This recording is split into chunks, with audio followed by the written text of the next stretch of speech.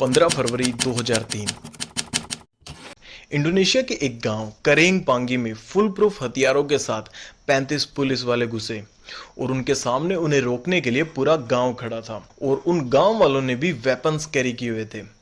ये सारे गांव वाले पुलिस वालों को एक लेडी जिसका नाम था डैम उसके घर जाने से रोक रहे थे, लेकिन पुलिस वाले जैसे तैसे इन गांव वालों को रास्ते से हटाकर डैम के घर तक पहुंची गए।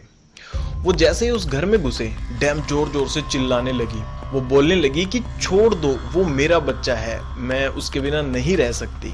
लेकिन पुलिस वालों ने उसकी एक नहीं सुनी और जैसे ही वो उसके घर के एक कमरे में घुसे तो उन्होंने देखा कि वहां पर एक ओरेंगुटान था जो चैन से बंधा हुआ था और एक गद्दे पर लेटा हुआ था। उसके शरीर के सारे बाल शेव करके उतार कर उसका मेकअप किया हुआ था। उन लोगों ने उसे ज्वेलरी भी पहनाई हुई थी और वो डेली उसको परफ्यूम भी लगाते थे। और जब पुलिस वाले उसके करीब पहुंचे तो वो ओरेंगुटान बहुत ज्यादा डर गई और गद्दे पर सेक्स पोजीशन में लेट गई। तो एक जानवर के ऐसी हरकतें करने के पीछे क्या कारण था, चलिए जानते हैं हमारी आज की इस वीडियो में। This is the story of a orangutan prostitute. Indonesia एक ऐसा देश है जहां पर बहुत ज्यादा पाम ऑयल यानी कि ताड़ का तेल प्रोड्यूस होता है और ये जो गांव था करेंग पांगी, इसके आसपास भी पाम का बहुत बड़ा जंगल था, जिसकी वजह से हर रोज बहुत सारे वर्कर्स इन पेड़ों से पाम ऑयल निकालने के लिए यहाँ आते थे। और जनरली ये जो वर्कर्स होते हैं वो अपनी फैमिलीज के बिना अपने घर से दूर रहकर ये मजदूरी का काम करते हैं और इसी वजह से ये वर्कर्स सेक्स जैसी बेसिक नीड के लिए प्रोस्टिट्यूशन का सहारा लेते हैं। और ये कोई बड़ी चीज नहीं है, दुनिया के लगभग हर कोने में ऐसा होता आया है। इसलिए ये जो गांव था करेंग पांगी वो एक रेड लाइट एरिया ही बन गया था। और इस गांव में जो प्रोस्टिट्यूट्स थी वो मोस्टली इंसान थी, एक को छोड़कर। पोनी, एक फीमेल ओरेंगुटान जिसको उसकी मालकिन डैम एक प्रोस्टिट्यूट की तरह यूज करती थी। उसे हर रोज नहलाकर उसके बालों की क्लीन शेव करती थी और फिर उसे परफ्यूम लगाकर और ज्वेलरी वगैरह पहनाकर एक कमरे में बंद कर देती थी। उसने पोनी को कई तरह की सेक्सुअल एक्टिविटीज करना भी सिखा दिया था ताकि वो ग्राहक को अट्रैक्ट कर सके। अब इस गांव में प्रोस्टिट्यूशन के लिए आने वाले ग्राहक इतनी सारी ह्यूमन प्रोस्टिट्यूट्स होने के बावजूद पोनी का यूज करना पसंद करते थे। इतना ही नहीं, वो लोग पोनी के लिए $2-2.5 एक्स्ट्रा देने को भी राजी हो जाते थे। और यही कारण था कि जब भी पुलिस वाले पोनी को रेस्क्यू करने के लिए गांव में जाते थे तो सारे गांव वाले एक साथ आकर पुलिस को वापस भगा देते, क्योंकि पोनी उनके लिए एक कैश काउ की तरह थी जो बिना किसी खर्च के उन्हें बहुत सारे पैसे कमा कर दे रही थी। पुलिस को पोनी के बारे में 2002 में ही पता चल गया था, लेकिन गांव वालों के रेजिस्टेंस की वजह से वो कभी पोनी तक पहुंच ही नहीं पाए। गांव वालों को भी लगता था कि अगर पोनी उनसे छिन गई तो एक तरफ तो उनका एक बहुत बड़ा इनकम सोर्स चला जाएगा और दूसरी तरफ वो पोनी को एक गुड लक का सिंबल मानते थे और इसीलिए वो हर हाल में पोनी को खोना ही नहीं चाहते थे।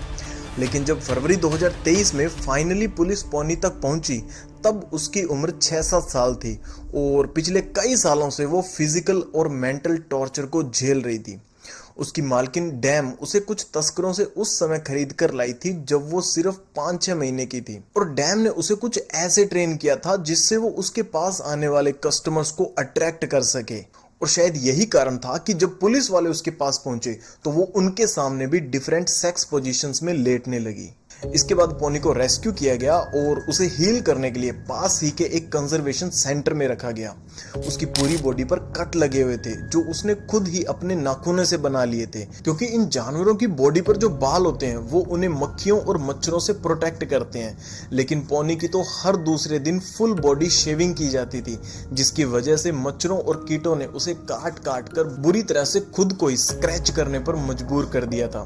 पोनी को उस गांव से छुड़ाने के बावजूद पुलिस को डर था कि गांव वाले उसे वापस लेने के लिए रेस्क्यू सेंटर पर अटैक कर सकते हैं। इसलिए उन्होंने पोनी की पुरानी मालकिन डैम को हर महीने उससे मिलने के लिए अलाउ कर दिया। लेकिन जब डैम उससे मिलने के लिए आती थी तो पोनी जोर जोर से चिल्लाने लगती थी और आसपास पड़े कीचड़ को अपनी बॉडी के चारों तरफ लगा लेती थी ताकि डैम उसके पास ना आ सके। पोनी ने अपने जीवन के शुरुआती 6 सालों में इतना ज्यादा टॉर्चर झेला था कि उसे उस मेंटल ट्रॉमा से बाहर निकलने में करीब 10 साल लग गए। उसे रेस्क्यू करने के करीब 10 साल बाद तक पोनी के पास जब भी कोई मेल केयर टेकर जाता था तो वो डर जाती थी और जोर जोर से चिल्लाने लगती थी। इसलिए 10 सालों तक उसके आसपास सिर्फ फीमेल केयर टेकर्स को जाना ही अलाउड था।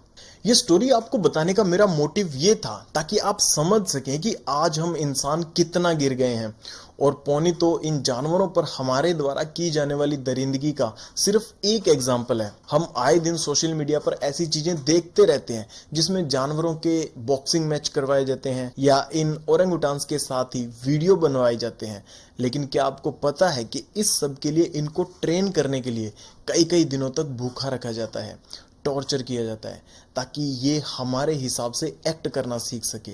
हम अगर इन ओरेंगुटान्स को रेस्क्यू नहीं करवा सकते तो हम एटलीस्ट इन वीडियोस को लाइक करके इनके मेंटल और फिजिकल टॉर्चर को सपोर्ट भी नहीं करना चाहिए। अगर वीडियो अच्छा लगा हो तो इसे लाइक और शेयर करें। That's it.